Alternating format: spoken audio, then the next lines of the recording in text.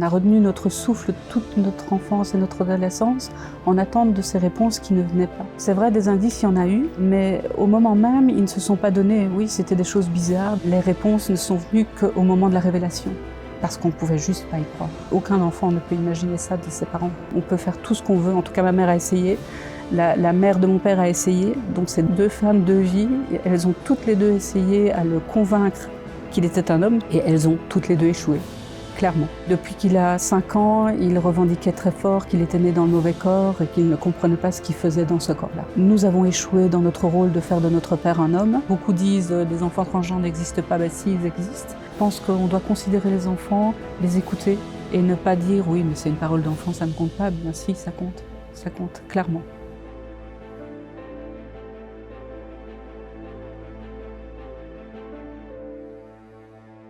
Bonjour Malédicte. Bonjour. Merci beaucoup d'avoir accepté cette interview pour NTD France. Merci beaucoup pour l'invitation.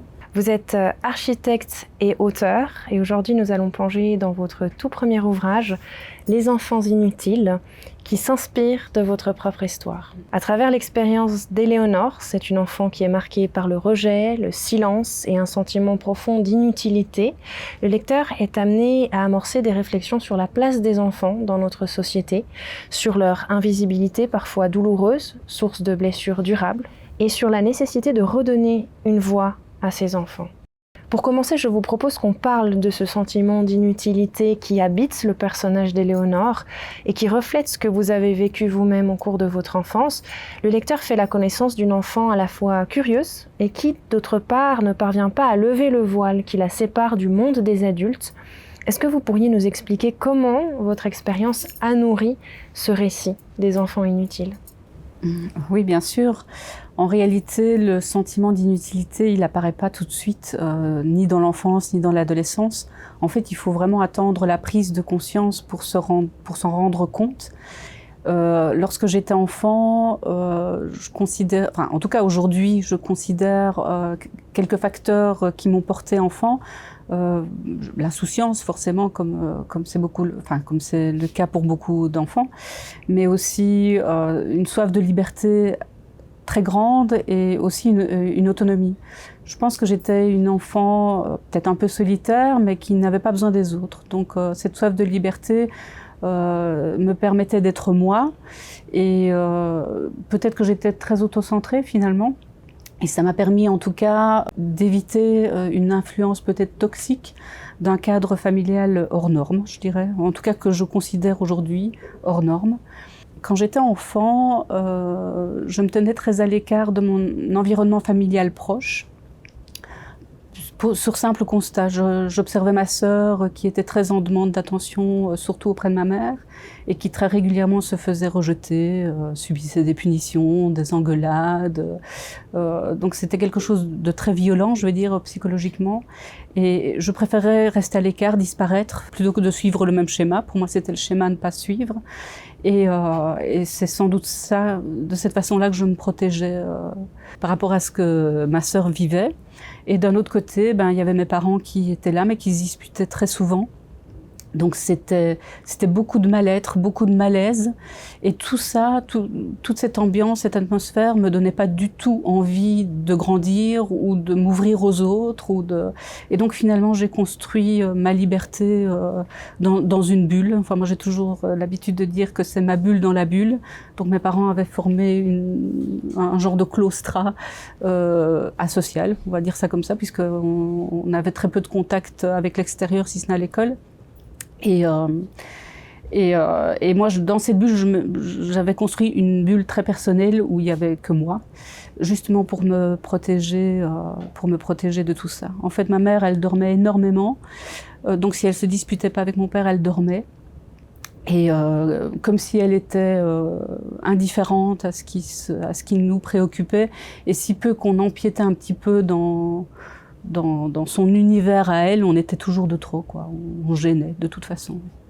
Et de ce parcours-là, il m'est resté énormément de souvenirs. Et ce sont tous ces souvenirs qui ont permis de construire l'histoire et qui m'ont guidée, en tout cas, dans mon écriture. Et vous racontez dans votre ouvrage qu'au sein même de cette bulle qu'avaient construite vos parents, vous avez assigné un rôle bien précis, enfin votre mère surtout, vous avez attribué à vous et à vos frères et sœurs un rôle bien précis.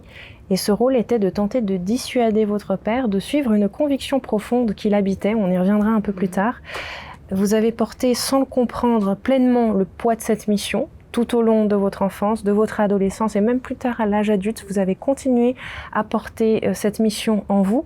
Est-ce que vous pourriez nous en dire un peu plus sur cette dynamique familiale, sur ce rôle qu'on vous avait assigné, sur la manière dont on vous a transmis ce rôle? Donc en réalité, effectivement, ce rôle est induit, donc il n'est jamais donné de façon explicite. Et à nouveau, il faut attendre l'âge adulte et le recul, il faut avoir grandi, il faut avoir mûri, il faut pouvoir mettre l'histoire un petit peu en extérieur, enfin à l'extérieur de soi pour en prendre conscience. Et donc c'est un constat, ce rôle vient après coup comme un constat, comme une conclusion d'interrogations qui ont eu lieu pendant toute mon enfance et mon adolescence. Et je pense effectivement que ce rôle que ma mère nous a assigné, même pour elle, c'était quelque chose de pas conscientisé, puisque rien que le fait que nous venions au monde allait solutionner le problème. C'était l'essence même de la naissance des enfants au sein de leur couple. Et il n'était pas envisageable que ça se passe autrement. Mais quoi qu'il en soit, elle a échoué dans son rôle et nous avons échoué aussi dans ce rôle-là. Vous n'avez pas répondu à la demande implicite qui était formulée par votre maman, ce qu'elle vous avait demandé. Non, clairement. Une fois qu'on a pu comprendre ce rôle qu'elle nous a assigné, le constat était l'échec lamentable de toute façon. Et c'est vrai que par contre, même si le rôle n'était pas explicite, eh bien, il y a toute une série de choses. Elle nous martelait le crâne avec toute une série de concepts qui l'aidaient, elle, à légitimer ses convictions, on va dire ça comme ça, et qui nous guidaient dans une direction. Donc elle nous ressassait inlassablement qu'un enfant aime sa mère quoi qu'elle fasse. C'était les liens du sang, donc elle pouvait, je vais dire, mal se conduire, nous négliger, mais nous allions toujours l'aimer. Il y avait aussi ce concept de famille normale. Nous étions une famille normale et nous devions nous comporter comme telle. Et elle s'aidait, je vais dire, dans cette direction-là. Je ne vais pas dire que c'est de la manipulation, mais quelque part, on n'en est pas loin. Mais comme dit, je pense que c'était pas conscient. C'est vraiment quelque chose qui s'est mis très naturellement en place, puisqu'elle était institutrice maternelle et qu'elle était une bonne institutrice maternelle, je pense. Et ça, j'en suis convaincue.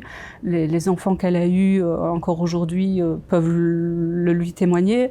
Les parents, idem. Donc, elle avait un spectre large de bonne enseignante. Et évidemment, si nous revendiquions des manquements ou des carences, eh bien, forcément, c'était nous les menteuses.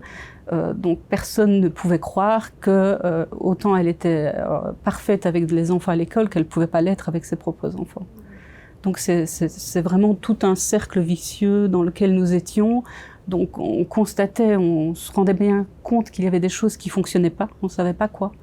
Mais quand on posait des questions, qu'on essayait de revendiquer un mieux-être, qu'on s'occupe un peu mieux de nous, eh bien, on se reprenait un tour de manivelle et on n'avait que le droit de se taire, en fait. Vous parlez de négligence, c'est un terme que je comprends tout à fait, parce que pour avoir lu l'ouvrage, il y a des moments qui sont assez surprenants, notamment en lien avec votre garde-robe. Vous expliquez que votre maman ne faisait pas l'effort de vous acheter de nouveaux habits, vous repreniez ceux de votre sœur, elle n'a jamais daigné enrichir justement votre garde-robe. C'était pas son intérêt, jamais. Ça et la nourriture, je veux dire, c'est les deux grands points essentiels. Elle cuisinait peu ou... Très peu, oui, vraiment. Sauf pour mon père quand il rentrait le soir. Oui, donc... le petit-déj, c'était nous, et le déjeuner, pareil. Voilà, les collations à l'école, si on n'y pensait pas, s'il y avait quelque chose à prendre, voilà. Enfin, voilà, donc, oui. Oui, ce sont les deux points principaux qui vous poussent à utiliser ce terme. Oui, parce que je trouve que c'est deux points essentiels, l'habillement et la nourriture, je veux dire, c'est la base de l'humanité, donc s'il y a des manquements de ce côté-là. Mais à nouveau, c'est après coup, c'est après coup qu'on se rend compte de cet état-là, de cet état de fait-là. Je vais dire, moi je l'ai pas mal vécu, comme je dis, comme je le dis d'ailleurs, que je pense quand on lit le livre, on le comprend bien, j'ai une enfance que je considère heureuse, la liberté, cette liberté que mes parents m'ont donnée parce qu'ils s'occupaient pas de moi. Mais c'est quelque chose que j'ai exploité autant que possible et qui m'ont fait du bien. En tout cas, moi, ça me convenait. Que si on prend ma sœur aînée, l'a vécu tout à fait différemment, oui. Donc c'était pas du tout Elle en a vraiment souffert. Son ressenti, oui, je pense, oui, vraiment. Et au-delà de la négligence, il y a d'autres éléments qui vont vous pousser, déjà en tant qu'enfant, à vous poser des questions par rapport à la situation, au milieu dans lequel vous baignez. Et votre livre, d'ailleurs, se lit un peu comme un polar, parce que le personnage principal, Éléonore, qui vous représente, est en quête de vérité. Elle va mener une véritable enquête pour essayer de comprendre le secret qui plane sur sa famille. Vous faites face à des disputes sourdes, à une distance parfois glaciale entre vos parents que vous ne vous expliquez pas, et surtout à une mère effacée, comme vous le disiez, qui dort beaucoup, qui semble déconnectée de la réalité, comme indifférente à ses propres enfants. Est-ce que vous pourriez nous parler un peu de ces premiers indices qui vous ont permis de commencer à démasquer une vérité cachée de la vérité cachée de votre existence? Mon existence, oui. En fait, pour revenir au polar, c'est vrai que pour moi, c'était important de le mener comme une enquête, parce que c'est vraiment comme ça que les choses ont été vécues. Nous, les enfants, dans ce cadre-là, on a comme si, enfin, on a retenu notre souffle toute notre enfance et notre adolescence en attente de ces réponses qui ne venaient pas. Parce que c'est vrai, des indices, il y en a eu. Mais au moment même, ils ne se sont pas donnés. Oui, c'était des choses bizarres, des choses qu'on sentait bien inhabituelles ou pas normales, tout simplement. Et donc, on découvrait les indices, mais ça ne faisait que rajouter des questions aux questions. Donc, on n'avait toujours pas les réponses. Et en fait, quelque part, c'est normal parce que il a fallu que j'attende la quarantaine, qu'on attende quand même pas mal de temps avant d'avoir l'aveu, tout simplement, et les réponses qui ont commencé à venir. En tout cas, les indices, lorsqu'ils se donnaient, posaient question, mais jamais à aucun moment, enfant ni adolescent, on a pu mettre le doigt exact sur le problème, parce que c'est quelque chose qu'on n'imagine pas.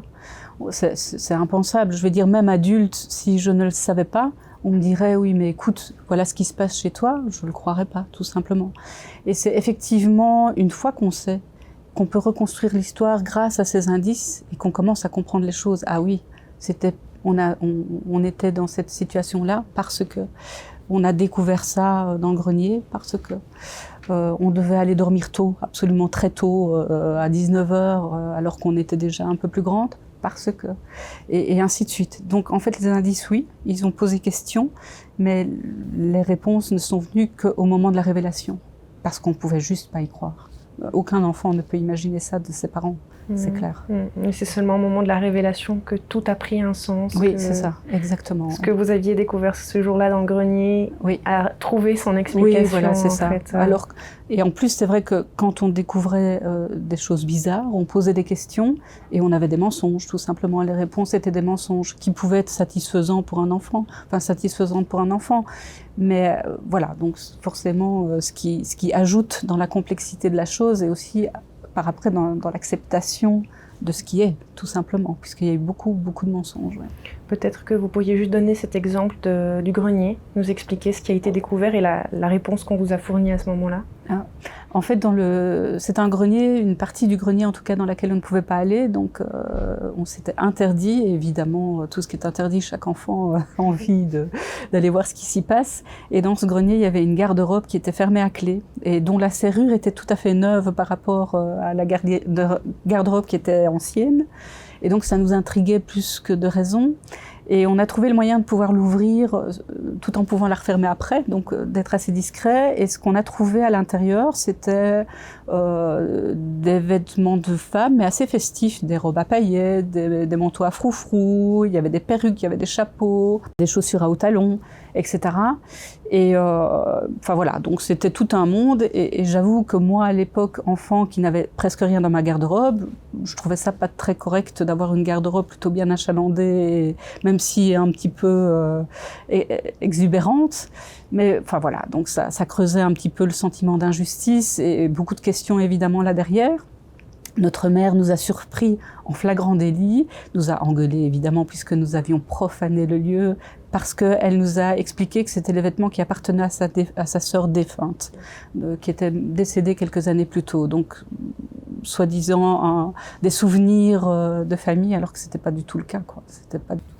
Oui, on l'apprendra seulement presque en fin d'ouvrage, voilà. la réalité. À la fin de l'ouvrage. Parce qu'effectivement, c'est vraiment quelques pages avant la fin de votre récit qu'on comprend en fait à qui appartenaient en vérité ces habits, ces déguisements que vous aviez trouvés dans le grenier. Ils appartenaient en réalité à votre père.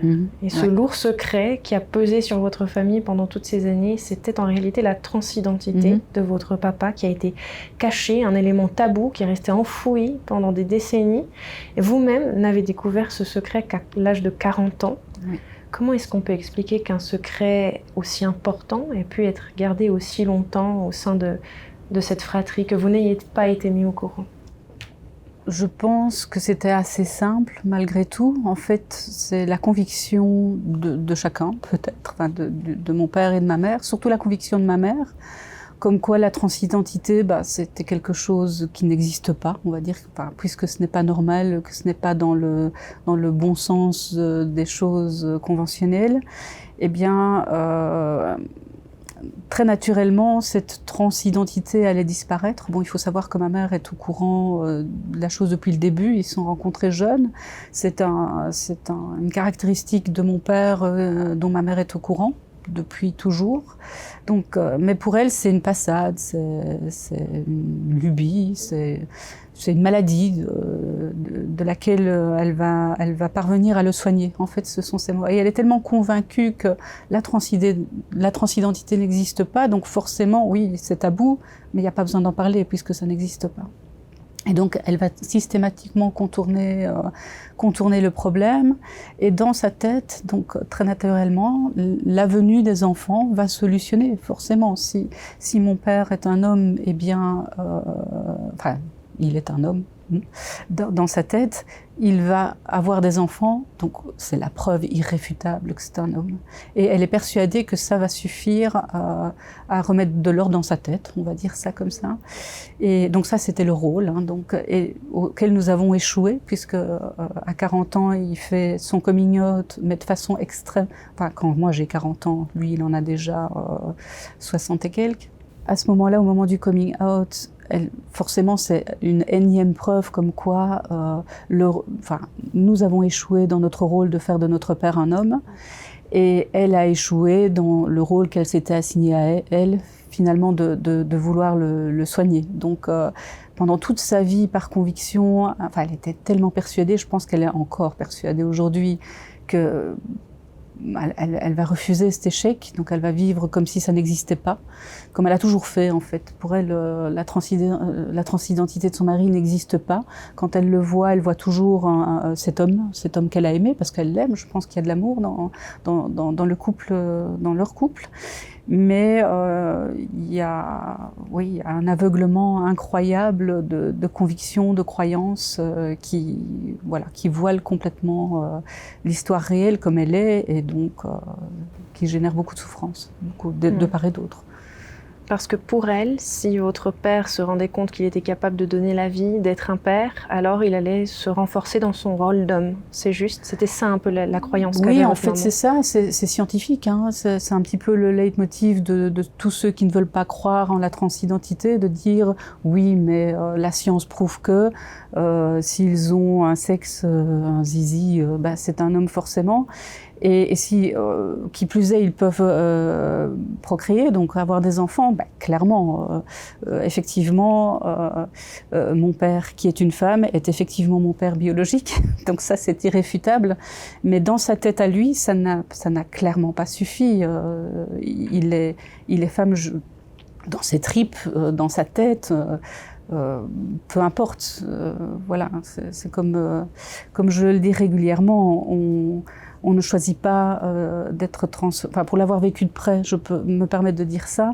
On ne choisit pas d'être transgenre. C'est pas un choix réfléchi, raisonné ou quoi que ce soit. On est du verbe naître. On est transgenre. Et après, que ça soit inné ou que ça soit induit, voilà, la personne qui est, je vais dire convaincue, même si j'aime pas ce mot-là dans ce contexte-là, qui est convaincue d'être née dans le mauvais genre, est convaincue. C'est comme ça dans sa tête. Et c'est quoi qu'on fasse, on peut faire tout ce qu'on veut. En tout cas, ma mère a essayé. La mère de mon père a essayé. Donc c'est 2 vies, 2 femmes, 2 vies. Elles ont toutes les 2 essayé à le convaincre qu'il était un homme. C'est bizarre de dire à un homme qu'il faut le convaincre qu'il est un homme. Et elles ont toutes les 2 échoué. Clairement.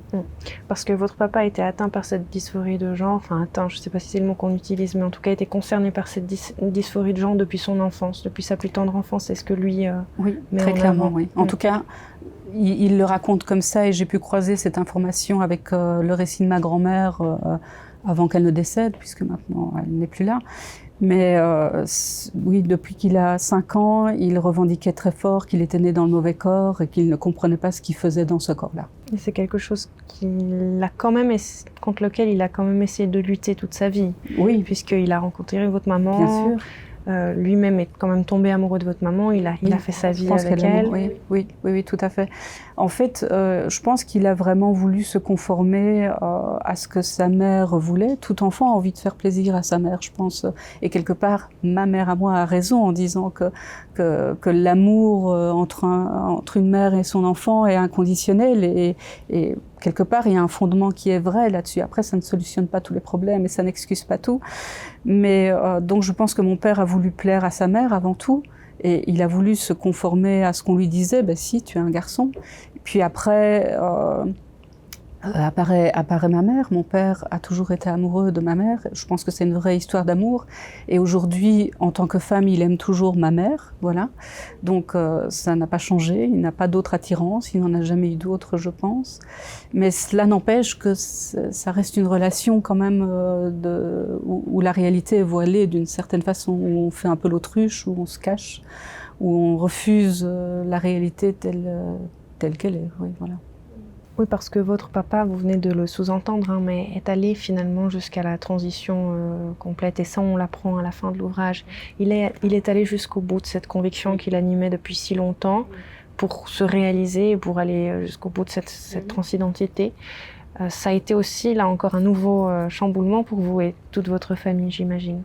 Oui, parce que pendant très longtemps, en fait, entre le coming out, ou en tout cas la période où on apprend, puisque le coming out ne vient pas de lui, mais on apprend de façon détournée qu'il est effectivement transgenre. Entre ce moment-là et le moment de l'opération à proprement parler, il y a pas mal d'années qui s'écoulent, 5-6 ans peut-être, donc ça ne se fait pas du jour au lendemain. Et pendant très longtemps, on a cru qu'il ne le ferait pas. On ne pensait pas capable d'aller jusqu'au bout. Et en fait, si. Donc on savait en fait, il a fait énormément de démarches au niveau des lois. Il a d'abord, il a rejoint une association qui regroupe les transgenres et pour défendre les droits, mais défendre vraiment les droits au niveau de la législation de la Belgique.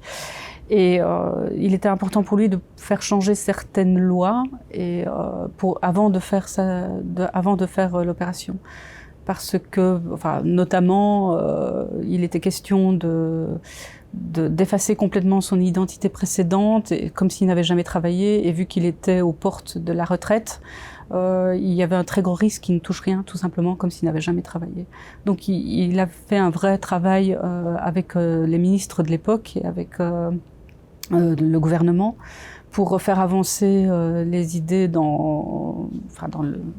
pour favoriser en tout cas la transition de genre des personnes concernées. Et donc il a attendu que tout soit correct à son sens pour le faire. Donc mon père est quelqu'un de très raisonné. En tout cas, toute sa vie, malgré tout, a été très raisonné par rapport à beaucoup de sujets. Et d'ailleurs, Enfin, oui, notamment dans toute sa période de transition qui est très longue.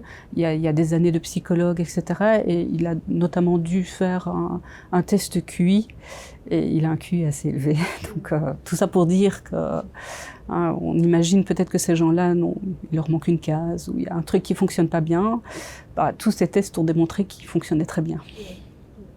Je vous propose qu'on revienne sur le titre de l'ouvrage, donc Les enfants inutiles, ce lien avec justement le rôle qui vous a été assigné, l'échec de cette mission que vous n'auriez pas accomplie, en tout cas c'est ce que vous a fait ressentir votre maman, à partir du moment où elle se rend compte que vous ne ferez pas changer d'avis à votre père, que votre père est déterminé dans ses convictions.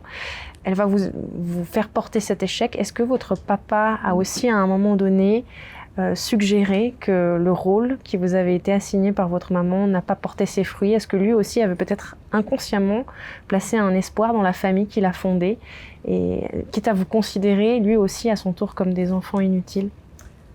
En fait, c'est peut-être encore plus subtil que ça. Donc, transidentité, donc c'est un chemin entre deux genres. Le genre qui est assigné à la naissance, qui est le côté propre, c'est l'éthique. Tu nais homme, donc c'est très normal que tu te comportes comme un homme et que tu t'assumes en tant que tel. Et puis ce qui ressent être, le côté sale, considéré comme sale, on va dire ça comme ça. Et il n'y a rien à faire, nous on était du côté propre. Et lui il n'avait qu'une envie, il ne se reconnaissait que dans le côté sale. Donc clairement à un moment donné, c'est pas tellement qu'il nous considère comme inutiles, parce que peut-être qu'inconsciemment, oui, il aurait peut-être, oui, sans doute qu'il avait cette envie de normalité et qu'il l'a cherché aussi. C'est tellement plus confortable d'être conventionnel, c'est tellement plus facile aussi, je pense, à vivre. Il n'y a pas de souffrance, enfin, en tout cas pas cette souffrance-là. Et en tout cas, il ne nous l'a jamais reproché en tant que tel. Il ne nous l'a jamais fait sentir. Ce sentiment venait vraiment, clairement, du côté de notre mère. D'ailleurs, c'est elle qui nous disait qu'on était difficile, qu'on était incapable, qu'on était bon à rien. Donc ça, c'est des choses qui revenaient aussi très souvent. Mon père ne s'est jamais permis ça. Par contre, on était effectivement du côté propre, alors que lui voulait, il ne pensait vivre, il ne se sentait bien que du côté sale.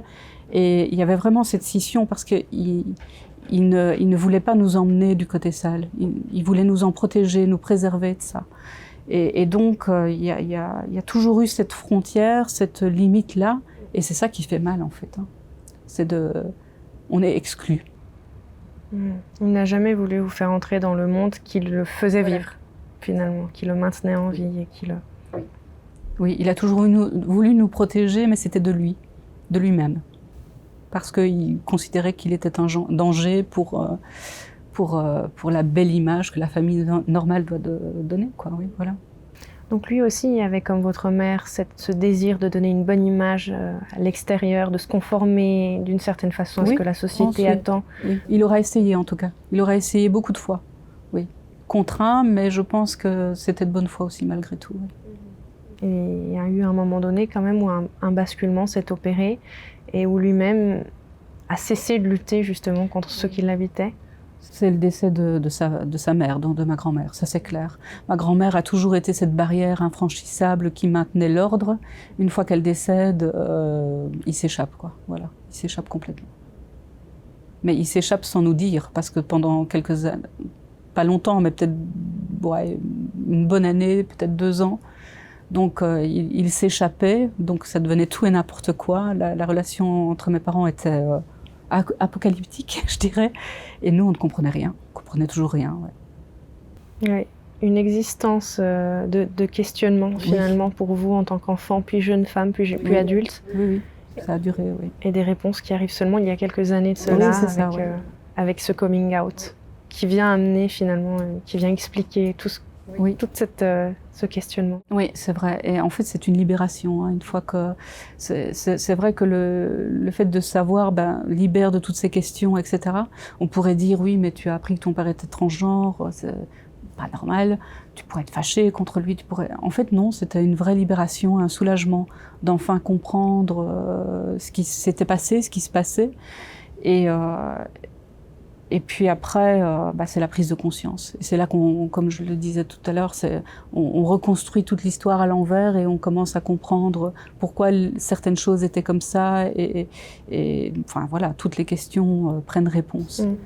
Vous comprenez notamment quelle était la raison pour laquelle on vous demandait d'aller vous coucher plus tôt. Oui, voilà, c'est ça. Est-ce que vous pourriez expliquer un peu? Parce qu'à ce moment-là, ça permettait à Marie de prendre pleine existence. Donc à ce moment-là, elle pouvait s'habiller en ce qu'elle est, une femme, et évoluer dans la maison. Elle s'octroyait des petits moments comme ça de vérité envers elle-même. Mais nous, on était toujours exclus de ça, donc ma mère tenait absolument à ce qu'on soit qu'on soit pas du tout au courant de ça. Par contre, votre maman laissait Marie exister à partir du moment où vous étiez couché. Est-ce que vous savez comment elle réagissait à ces envolées nocturnes? Mais disons qu'on a des souvenirs où tout n'était pas donné, mais où on voyait deux paires de jambes au-dessus d'une balustrade. On voyait pas à qui appartenaient ces paires de jambes. Et à ce moment-là, c'était des moments de joie. On les entendait trinquer, on les entendait rire. C'était comme si c'était un jeu, en fait. Je pense que ma mère prenait ça plus comme un jeu que comme quelque chose de fondé et de réel. Donc elle le tolérait tant que c'était provisoire, temporaire, un jeu de rôle, quoi, d'une certaine façon, oui. Voilà. Dans des échanges qu'on a eus tout à l'heure hors caméra, on a parlé de la transidentité de votre père, des raisons qui ont pu aussi causer l'émergence de ce ressenti.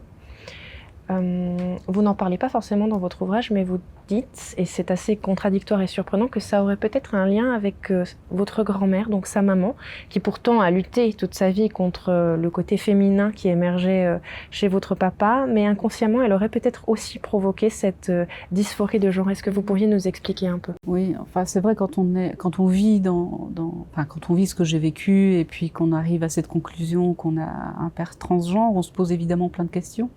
La transidentité, quand on n'est pas directement concerné, c'est quelque chose qu'on ne comprend pas. Enfin, moi, je ne le comprends pas non plus spécifiquement. Donc, on cherche des pistes de compréhension. Il y a toujours, oui, d'un côté, on peut tout simplement le nier, comme ma mère l'a fait, parce que biologiquement, c'est un homme, donc ça ne peut être qu'un homme, donc on va tout simplement le nier.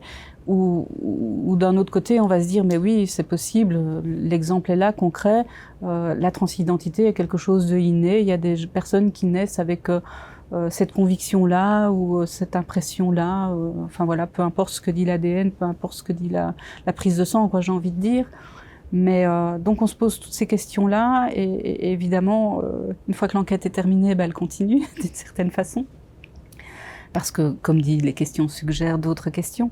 Mais c'est vrai que, bon, si mon père, dès le plus jeune âge, se revendique haut et fort qu'il est une fille, je sais aussi de sources croisées donc de ma grand-mère et de mon père que, en fait, ma grand-mère, elle m'a raconté ça parce que j'aimais bien l'écouter parler, etc. Et de me replonger dans son époque à elle. Et donc en fait, elle voulait rentrer au couvent, donc elle voulait être bonne sœur, donc elle voulait pas se marier, elle voulait pas d'enfant. C'est quelque chose par quoi elle n'était pas du tout concernée, mais elle vivait dans une famille où il n'était pas question de ça, et au contraire, il était question de prendre mari et de fonder famille. Et donc, sans doute que ses parents et ses sœurs, qui étaient nombreuses, l'ont encouragée, l'ont aussi induit à trouver un mari et à fonder une famille. Et puis mon grand-père est arrivé, il était fou amoureux de ma grand-mère et il a aussi insisté, je pense, beaucoup, pendant de nombreux mois, si pas des années, pour la convaincre à ce mariage. Et elle a dit oui, d'accord. Pour le mariage, et puis après c'était les enfants, donc oui, d'accord pour un enfant, et elle avait dit d'accord pour un seul enfant, il faudra que ce soit une fille. Et évidemment, la réalité, la vie lui offre autre chose, c'est un garçon. Alors est-ce que dans son inconscient ou dans son envie, déjà son envie de ne pas avoir un enfant, et puis si enfant il y a, ce sera une fille, que pendant sa grossesse ou même déjà avant, elle a tellement conditionné son mental à la venue d'une fille qu'elle ait transmis ça in utero, je n'en sais rien, et que effectivement le petit garçon qui naît, qui a très envie de plaire à sa mère, fait tout pour être une fille. pour moi, c'est quelque chose de plausible. Alors peut-être que la transidentité de mon père, enfant, hein, beaucoup disent les enfants transgenres n'existent pas, ben si, ils existent, mais c'est peut-être effectivement induit. Donc moi, j'ai pas de réponse, mais c'est clairement une possibilité, oui. En tout cas, votre ouvrage met le doigt sur l'influence que les adultes ont sur les enfants, comment ils peuvent conditionner leur existence, que ce soit les injonctions contradictoires de votre grand-mère qui aurait éventuellement induit la transidentité de votre père, à quel point également votre propre mère a pu avoir un impact finalement sur votre enfance, à vous et à votre sœur, qui vous êtes posé toute votre vie des questions. C'est un ouvrage vraiment qui questionne sur le rôle que peuvent jouer les adultes et l'influence qu'ils peuvent avoir sur les enfants. C'est vrai, on entend souvent dire oui, mais on peut dire ce qu'on veut devant les enfants, de toute façon. Après, il y a les deux discours, hein, les enfants sont des éponges, c'est une évidence. Et en fait, les enfants se rendent compte de beaucoup de choses. Après, effectivement, ils l'interprètent à leur façon, ils n'ont pas les bons mots, mais les mots, ils arrivent tôt ou tard, de toute façon. Donc, ça sert à rien de cacher, ça sert à rien de vouloir préserver outre mesure. Après, il faut pas tout permettre non plus, il faut, je pense, une juste mesure dans tout ça. Mais très clairement, voilà, je pense qu'on doit considérer les enfants, les écouter et leur laisser la parole et ne pas dire oui, mais c'est une parole d'enfant, ça ne compte pas. Bien si, ça compte clairement. Et puis c'est eux qui construisent l'avenir de demain, donc je pense que c'est important d'y être attentif en tout cas. C'est un ouvrage qui amène également des éléments essentiels en lien avec des questions qui tournent autour de la transidentité, à l'heure où les lois sont en train d'évoluer, mais que le vieux monde et la société un peu rigide dans laquelle nous sommes s'accrochent toujours à des principes qui ne sont peut-être plus d'actualité.